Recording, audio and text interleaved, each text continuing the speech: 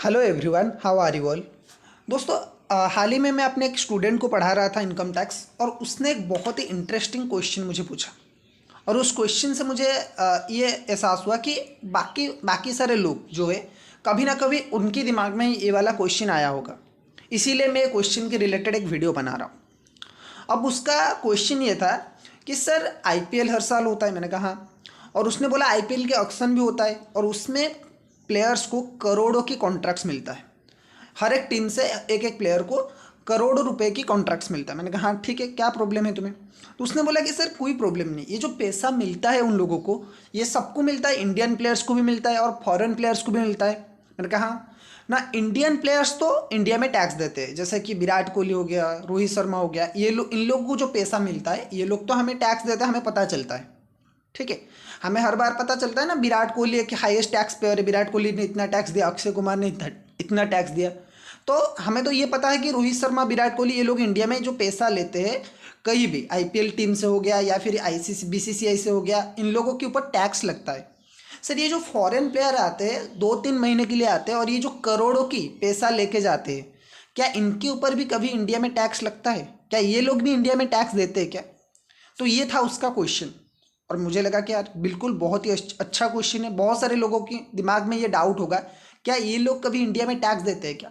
उसने एक photo share किया कि ये देखिए, ये 4 प्लेयर को इस साल जो 2023 है, 2023 के लिए सबसे ज़्यादा हाईएस्ट पैसा मिला है।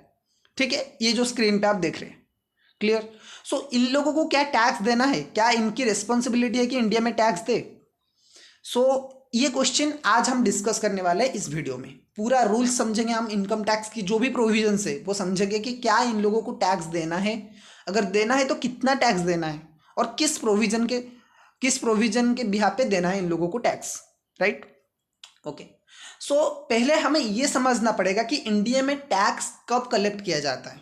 ठीक है, इंडिया में 2-3 तरह के टैक्स है, जैसे कि इनकम टैक्स है, क्या हम हमें पता है। जीएसटी एक फेमस टैक्स है, जो जब हम कुछ गुड्स वगैरह खरीदते हैं, कुछ प्रोडक्ट खरीदते हैं, उसके ऊपर लगता है। और हमें पता है कि जब हम फॉरेन से कुछ चीज़ें मंगाते हैं, इंपोर्ट, उसके ऊपर इंपोर्ट टैक्स लगता है, इंपोर्ट ड्यूटी वगैरह लगता है। ठीक है। सो सर, अब हम पर्टिकुलरली बात करते हैं इनकम टैक्स की। सर इनकम टैक्स कब लगता है? बहुत सारे लोगों के दिमाग में ये डाउट होगा कि इनकम टैक्स लगता है जब आप बड़े हो जाते हो, जब 18+ हो जाते हो आप, जब आप इनकम करते हो, जॉब करते हो, तब आपका इनकम टैक्स लगता है। बिल्कुल गलत है ये। इनकम टैक्स का एक टैक्सेबल इवेंट है। अब ये टैक्सेबल इवेंट सर क्या होता है? टैक्सेबल इवेंट का मतलब वो इवेंट जिसकी होने के बाद आपके ऊपर टैक्स लगेगा। राइट। सो इनकम टैक्स का जो टैक्सेबल इवेंट है वो क्या है? Earning of income. इसका मतलब है कि अगर कोई भी पर्सन हो, चाहे वो इंडिया का हो, इंडिया का बाहर का हो, या फिर बच्चा हो, बूढ़ा हो, कहीं की कोई भी एज लिमिट का हो, अगर वो इंडिया में कुछ भी पैसा अर्न करता है तो जाके उसके ऊपर टैक्स लगेगा। ठीक है, करीना कपूर की बेटा बहुत छोटा होगा, ठीक है, तैमूर, लेकिन वो आर्ट से पैसा अर्न कर रहा है, तो वो भी टैक्स देने के लिए लायबल है। हालांकि वो खुद रिटर्न नहीं फाइल कर पाएगा, अपने पेरेंट्स की बिहाफ पे, उसकी पेरेंट्स को उसकी बिहाफ पे टैक्स देना है।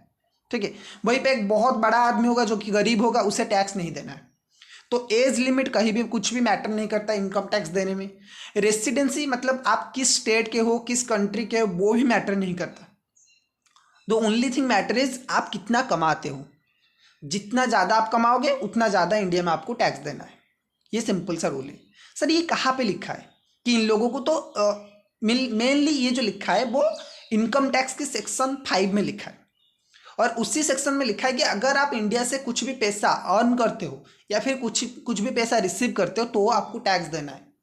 ठीक है, तो ये जो चारों प्लेयर को पैसा मिला है बहुत हेवी अमाउंट का, ये लोग भी लायबल है एज पर सेक्शन 5 इंडिया में टैक्स देने के लिए।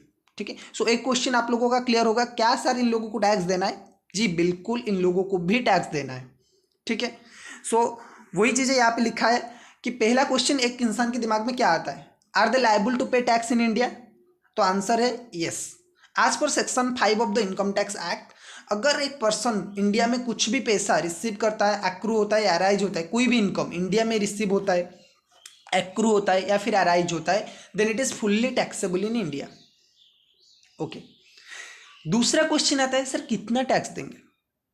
कितना टैक्स देना है इन लोगों को इंडिया में, तो उसका आंसर है जो भी टैक्स रेट एप्लीकेबल होता है नॉर्मल इंडिविजुअल्स को, वही टैक्स रेट इन लोगों के लिए भी एप्लीकेबल होगा। अब पता होगा आपको कि दो तरह की टैक्स रेट्स हैं नॉर्मली, एक होता है ओल्ड टैक्स रेट, एक होता है न्यू टैक्स रेट। सो मैंने यहाँ पे जो लिखा है पीडीएफ में वो लिखा है ओल्ड टैक्स रेट का। तो इसका मतलब ये नहीं है कि इन लोगों को सिर्फ और सिर्फ ओल्ड टैक्स रेट एप्लीकेबल होगा, जो न्यू वाला है न्यू टैक्स रेजिम वो भी एप्लीकेबल हो सकता है। जो ये लोग चूज करेंगे उसी के हिसाब से ये लोग टैक्स देंगे। ठीक है, तो सर ओल्ड टैक्स रेट क्या है? ओल्ड टैक्स रेट क्या है? Up to 2.5 lakhs nil, there is no tax. 2.5 lakhs to 5 lakhs tax is 5%। 5 lakhs to 10 lakh 20%। More than 10 lakh अगर आप अर्न करते हो तो आपको 30% टैक्स देना है।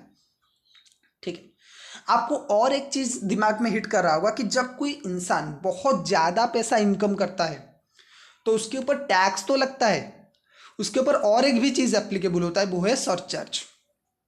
ठीक है, तो सरचार्ज कब एप्लीकेबल होता है सर? अगर आपकी अर्निंग्स 50 लाख से 1 करोड़, 50 लाख से ज़्यादा है तो आपके ऊपर सरचार्ज एप्लीकेबल होगा। ठीक है, सो आपकी इनकम अगर 50 लाख से ज़्यादा है up to 1 crore then 10%, 1 crore to 2 crore 15%, 2 crore to 5 crore 25% and 5 crore to अगर ज़्यादा हुआ तो 37%। इसे बोला जाता है सरचार्ज। मतलब पहले हम क्या करेंगे, टैक्स निकालेंगे, फिर उसके ऊपर ये सरचार्ज एप्लीकेबल होगा। राइट, सो ये है ओल्ड टैक्स रेट वाला। ठीक है, ओल्ड टैक्स रेट में ये होता है। न्यू टैक्स रेट में क्या होता है सर? न्यू टैक्स में आपको पता है कि जो पुराना वाला था, मतलब इस साल की जो बजट में आया है वो क्या है, अप टू 3 लाख तक नील, 3 लाख तक आपको कोई टैक्स नहीं देना है। 3 lakh to 6 lakh 5%, 6 lakh to 9 lakh 10%, 9 lakh to 12 lakh 15%, 12 lakh to 15 lakh जो है वो है कितना 25%, एंड लास्ट में 15 लाख से वो अगर कुछ ज़्यादा इनकम होता है तो वो क्या होगा 30% टैक्स लगेगा। ठीक है, सो ये न्यू वाला रेट है। दोनों इनके पास ऑप्शन है कि वो न्यू में भी ले सकते हैं, ओल्ड में भी ले सकते हैं। यहाँ पे मैंने जो लिखा है वो ओल्ड लिखा है, न्यू वाला भी एप्लीकेबल होता है इन लोगों के लिए।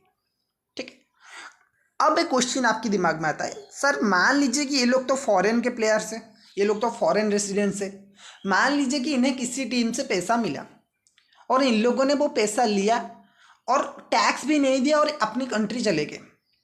ठीक है, कोई भी मान लीजिए कि जो सैम करन है, सैम करन को 18.5 करोड़ मिला और 18.5 करोड़ रिसीव किया उसने, आईपीएल भी आके खेला इंडिया में, और पैसा लेके सारा का सारा पैसा लेके वो इंडिया चला गया, इंडिया से चला गया यूके। तब तो सर इसने तो टैक्स नहीं दिया, क्या इंडिया गवर्नमेंट इसका कुछ कर सकती है? पहले तो पॉइंट ये है कि वो बिना टैक्स दिए इंडिया से जा नहीं सकता। ठीक है, इंडिया गवर्नमेंट उसे परमिशन ही नहीं देगा कि बिना टैक्स दिए तुम इंडिया से चले जाओ। क्लियर। दूसरा, इस चीज़ को अवॉइड करने के लिए, अगर वो गलती से भी चला जाता है इंडिया छोड़ के, इस चीज़ को अवॉइड करने के लिए एक चीज़ है जो इंडियन गवर्नमेंट ने या फिर इनकम टैक्स ऑफिसर ने डेवलप किया है, वो है टीडीएस। ये जो टीडीएस का कॉन्सेप्ट है, टैक्स डिडक्टेड एट सोर्स। ठीक है, इंडिया गवर्नमेंट बोलता है कि जब भी आप कुछ बड़ा पैसा, जो पेयर है, पेयर जो पैसा देता है, उससे बोला है कि जब भी तुम कुछ भी पैसा किसी को पेमेंट करते हो, ठीक है, तो जब तुम दे रहे हो पैसा हमारा टैक्स काट के रख लेना।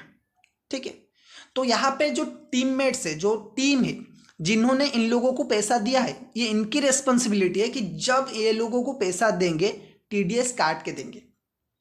ठीक है, समझ में आ रहा है? मान लीजिए कि सैम करन किसी भी टीम के लिए खेल रहा है, जिस भी टीम के लिए वो खेल रहा है, चेन्नई सुपर किंग के लिए अगर वो खेल रहा है तो आराम से वो क्या करेगा, कोई भी टीम के लिए खेलो, मुझे नहीं पता कि कौन सी टीम के लिए खेल रहा है वो, लेकिन अगर किसी भी टीम के लिए वो खेल रहा है तो क्या होगा, जिस टीम ने उसे 18.5 करोड़ दिया है वो टीम क्या करेगा, टीडीएस काट के उसे बाकी का पैसा पेमेंट करेगा। मतलब सैम करन के अकाउंट में टोटल 18.5 करोड़ नहीं जाएगा, आफ्टर डिडक्टिंग टीडीएस जो अमाउंट रहता है वो जाएगा। राइट, सो सर कितना पैसा, कितना अमाउंट का टीडीएस कटता है? टीडीएस उनका आता है, एक सेक्शन है टीडीएस का, वो है सेक्शन 194E। ठीक है, सेक्शन 194E क्या बोलता है, एट ए रेट ऑफ 20% उनका टीडीएस कटेगा और 4% हेल्थ एंड एजुकेशन सेस। तो जो इफेक्टिव रेट आएगा वो होगा 20.8%। ओके, समझ में आ रहा है आपको? सो जितना भी पैसा मिला है ये सैम करन को, कितना पैसा मिला है 18.5 करोड़, उसका आप 20.8% निकाल दो, जो भी आया वो इसको गवर्नमेंट को देना है, या फिर जो भी टीममेट्स इसके, जो अगर पंजाब किंग्स के लिए खेल रहा है तो पंजाब किंग्स क्या करेंगे, इतना पैसा काट के रखेंगे। प्रीति जिंटा जब इसे पेमेंट करेगी 18.5 करोड़, वो क्या करेगी 20.8% काट के रख लेगी, बाकी क्या बेटा तुम्हारा है, ये इंडियन गवर्नमेंट का है। अगर ये सब नहीं करते, अब देखिए इन्होंने 18.5 करोड़ किसी ना किसी टीम ने तो इसे दिया है, तो वो क्या है, सैम करन के लिए तो वो इनकम है और उनके लिए एक्सपेंसेस, उन्हें अपनी बिजनेस में शो करना है, अपने एसेट पीएनएल अकाउंट में शो करना है कि हमने इस प्लेयर को 18.5 करोड़ दिया है, ठीक है। तो वो अलाउड ही नहीं होगा अगर इन लोगों ने टीडीएस नहीं काटा। अगर उस टीममेट्स ने, अगर उस टीम ने टीडीएस, बिना टीडीएस काट के इस पर्टिकुलर पर्सन को, पर्टिकुलर प्लेयर को पेमेंट कर दिया पूरा का पूरा पैसा, तो उस केस में होगा क्या सर, उस केस में ये होगा कि वो जो पर्टिकुलर टीम की जो एक्सपेंसेस है वो अलाउड ही नहीं किया जाएगा एज पर इनकम टैक्स, तो वो उनकी पॉकेट से जाएगा। तो कोई भी टीम अपने प्लेयर को बिना टीडीएस काटे पेमेंट नहीं करेगी, ठीक है। सो ये है टोटल इन लोगों की टैक्सेशन का सिस्टम, ठीक है। बहुत ही छोटा सा वीडियो था और बहुत ही इन्फॉर्मेटिव था। होपफुली जिन लोगों के दिमाग में डाउट था कि ये लोग टैक्स देंगे या फिर नहीं देंगे, अब होपफुली क्लियर हो गया होगा आप लोगों को कि इन लोगों को भी टैक्स देना है। आप लोग रेट्स लेके कैलकुलेशन कर सकते हैं कि कितना कितना टैक्स देना है इन लोगों को, ठीक है। वो मैं कैलकुलेशन नहीं करना चाहता। अगर वीडियो अच्छा लगा है तो लाइक करिए, ठीक है। ऐसे ही इंटरेस्टिंग वीडियो अगर आपको लगता है, आप कमेंट में भी बता सकते हैं कि हम किस टॉपिक के ऊपर वीडियो बनाएं, ठीक है। अगर वीडियो अच्छा लग रहा है तो चैनल को सब्सक्राइब भी कर लीजिए, वीडियो को शेयर भी करिए अपने फ्रेंड्स के साथ। हम एक नए वीडियो में फिर मिलेंगे। Till then take